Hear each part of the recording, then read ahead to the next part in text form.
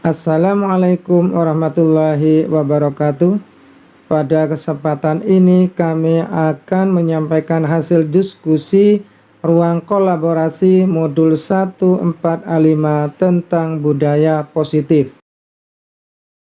Terima kasih kepada Bapak Fasilitator yaitu Bapak Abdul Wahid SPD MPD dan pengajar praktek Bu Wahyutri Anita SPD dan Bapak Puji Sulistyo SPD.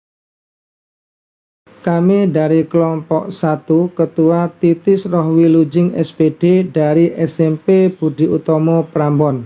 Yang kedua Nur Hidayatillah SPD sebagai presentasi dari SDN Segodo Bancang. Yang ketiga Putri Ayu Nuraini SPD sebagai moderator dari SMA Negeri 1 Tarik. Yang keempat Cici Sugiarto SPD sebagai notulen dan timer dari SDN Wonopelintahan 1.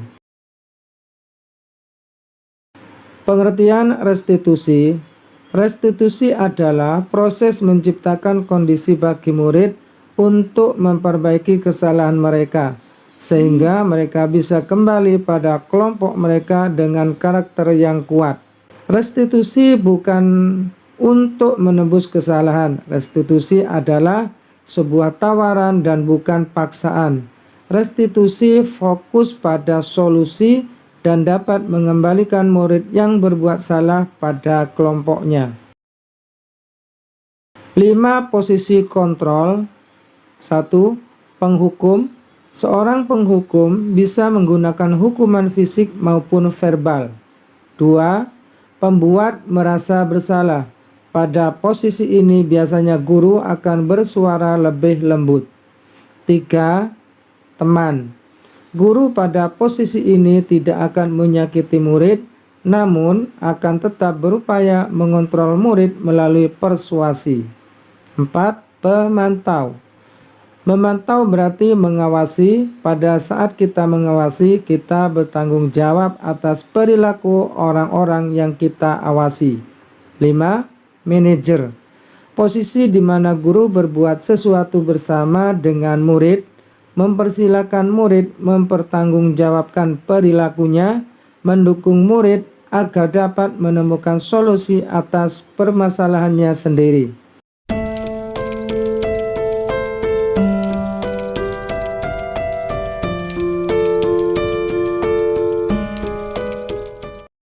Kasus pertama, guru matematika dan wali kelas 8, Ibu Santi sakit, sehingga tidak dapat masuk dan mengajar.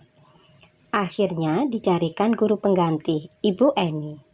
Ibu Eni baru 2 tahun menjadi guru SMP.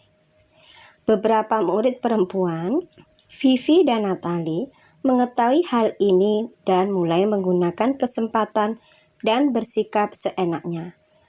Mereka tertawa dan tidak mengindahkan kehadiran Ibu Eni.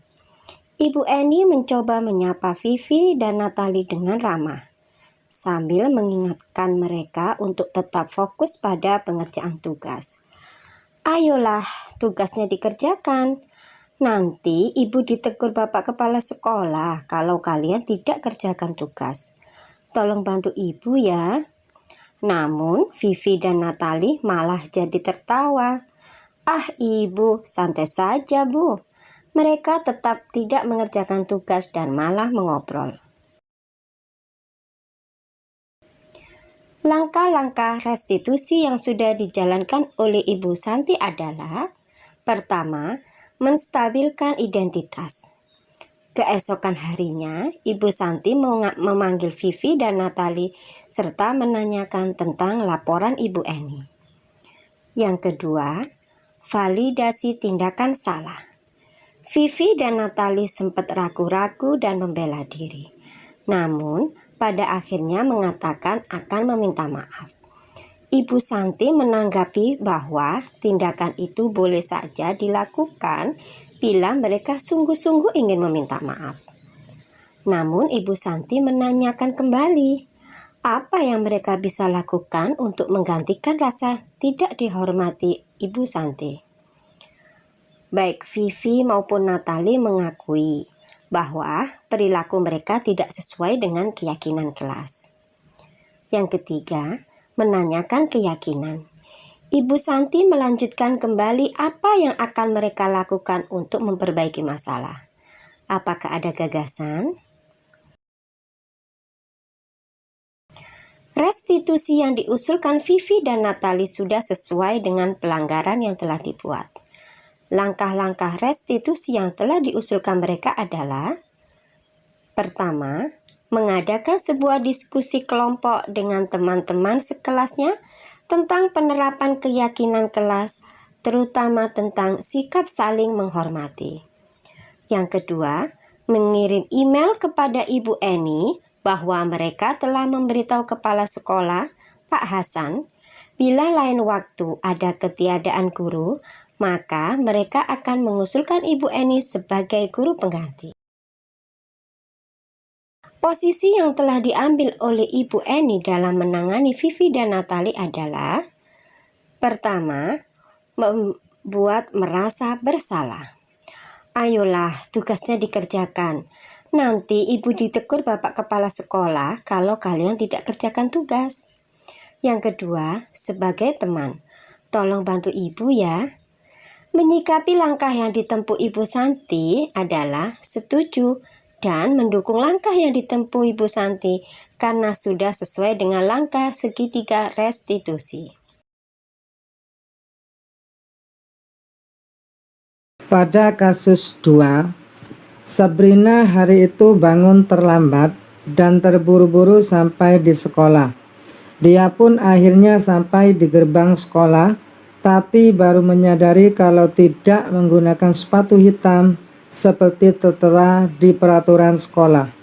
Di depan pintu kelas, Bapak Lukman memperhatikan sepatu Sabrina yang berwarna coklat. Sabrina berusaha menjelaskan bahwa dia terburu-buru dan salah mengenakan sepatu. Pak Lukman menanyakan Sabrina, apa peraturan sekolah tentang seragam warna sepatu? Sabrina menjawab sudah mengetahui sepatu harus berwarna hitam, namun terburu-buru dan salah mengenakan sepatu. Pak Lukman tetap bersikeras pada peraturan yang berlaku. Yang pertama, posisi yang diambil oleh Bapak Lukman adalah penghukum. Ya sudah, kamu sudah melanggar peraturan sekolah. Kamu salah, sudah terlambat, salah pula warna sepatunya. Segera buka sepatumu kalau tidak bisa mengenakan warna sepatu sesuai peraturan. Indikatornya menggunakan hukuman verbal, kata-kata, serta dengan suara yang tinggi, menghardik. Yang kedua, Bapak Lukman mengambil posisi seorang manajer dan langkah-langkahnya menggunakan segitiga restitusi. Yang pertama, menstabilkan identitas. Mengapa Sabrina datang terlambat? Mengapa Sabrina tidak menggunakan sepatu sesuai aturan sekolah? Apa peraturan sekolah tentang seragam warna sepatu? Yang kedua, validasi tindakan salah. Sabrina hari itu bangun terlambat. Sabrina sudah mengetahui sepatu harus berwarna hitam, namun terburu-buru dan salah mengenakan sepatu. Selain tidak mungkin kembali pulang karena rumahnya jauh sekali. Yang ketiga, menanyakan keyakinan. Sabrina, apakah kamu telah mengetahui keyakinan sekolah yang telah disepakati? Sabrina, keyakinan sekolah apa yang kamu langgar? Apakah kamu bersedia memperbaiki kesalahan yang kamu langgar? Bagaimana cara yang kamu lakukan agar tidak melanggar keyakinan sekolah? Apabila saya adalah kepala sekolah di sekolah tersebut, nilai kebajikan yang ingin dituju oleh peraturan harus berwarna hitam adalah disiplin, bertanggung jawab, dan mandiri. B. Menyikapi langkah yang diambil Pak Lukman mengenai kasus tersebut adalah tidak setuju dengan langkah yang dilakukan Pak Lukman. Seharusnya Pak Lukman memposisikan sebagai manajer dalam menyelesaikan masalah dengan segitiga restitusi. Kasus 3. Ibu Dani sedang menjelaskan pelajaran bahasa Inggris di papan tulis. Namun beliau memperhatikan bahwa Fajar malah tidur-tiduran dan tampak acuh tak acuh pada pelajarannya. Fajar, coba jawab pertanyaan nomor 3. Maju ke depan dan kerjakan di papan tulis. Fajar pun tampak malas-malasan maju ke depan. Dan sesampai di depan papan tulis pun, Fajar hanya diam terpaku sambil memegang buku bahasa Inggrisnya dan memainkan spidol di tangannya. Ayo Fajar, makanya jangan tidur-tiduran. Lain kali perhatikan. Sudah sana, duduk kembali. Kira-kira siapa yang bisa? 1. Posisi kontrol yang diambil oleh Ibu Dani dalam pendekatannya kepada Fajar adalah posisi penghukum, teman dan berbuat rasa bersalah. 2. Membaca sikap Fajar. Kebutuhan yang diperlukan oleh Fajar adalah kebutuhan untuk merasa diterima. 3. Bila mana Ibu Dani mengambil posisi pemantau, Fajar, apakah kamu sudah mengetahui keyakinan kelas yang sudah kita sepakati? Fajar, apakah kamu sudah mengetahui konsekuensi atau kerugian yang kamu dapatkan jika tidak memperhatikan di dalam kelas? 4. Apabila saya adalah kepala sekolah di sekolah Fajar dan mengetahui hal ini, maka tindak lanjutnya adalah 1. Mencari informasi permasalahan yang terjadi. 2. Mengajak komunikasi dua arah dengan Fajar dengan memberikan penguatan serta semangat dalam belajar. 3.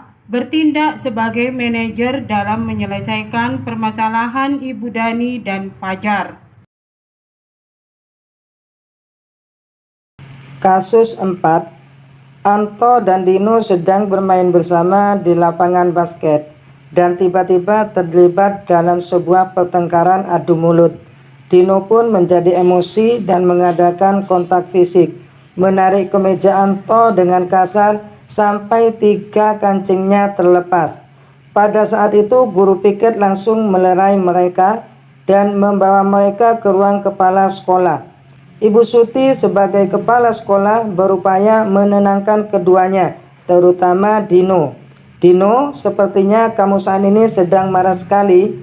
Mendengar itu, Dino pun mengalir bercerita tentang kekesalan hatinya.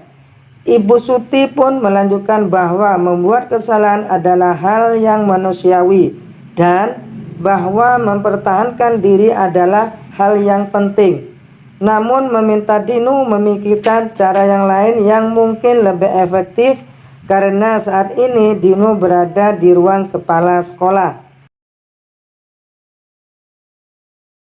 Yang pertama, posisi kontrol yang telah dipraktekkan oleh kepala sekolah Ibu Suti adalah sebagai manajer. 1. Ibu Suti sebagai kepala sekolah berupaya menenangkan keduanya, terutama Dino. Dino, sepertinya kamu saat ini sedang marah sekali.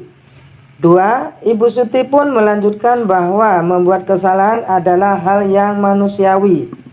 3. Ibu Suti melanjutkan bertanya tentang keyakinan sekolah yang disepakati. 4. Ibu Suti pun kembali bertanya ke Dino apakah yang akan dia lakukan untuk menggantikan 3 kancing Anto yang terlepas. Yang kedua, dalam kasus tersebut, Dino dikuatkan oleh Ibu Suti, yaitu Dino membuat kesalahan adalah hal yang manusiawi dan bahwa mempertahankan diri itu hal yang penting. Apakah yang akan kamu lakukan untuk menggantikan 3 kancing Anto yang terlepas? Anto dikuatkan oleh Ibu Siti, yaitu Anto, hal apa yang bisa dilakukan Dino untuk memperbaiki masalah? Yang ketiga, nilai-nilai kebajikan keyakinan sekolah yang dituju dalam kasus tersebut adalah bertanggung jawab, peduli, menghargai, menghormati, dan mandiri. Sekian, terima kasih. Salam guru tergerak, bergerak, menggerakkan. Wassalamualaikum warahmatullahi wabarakatuh.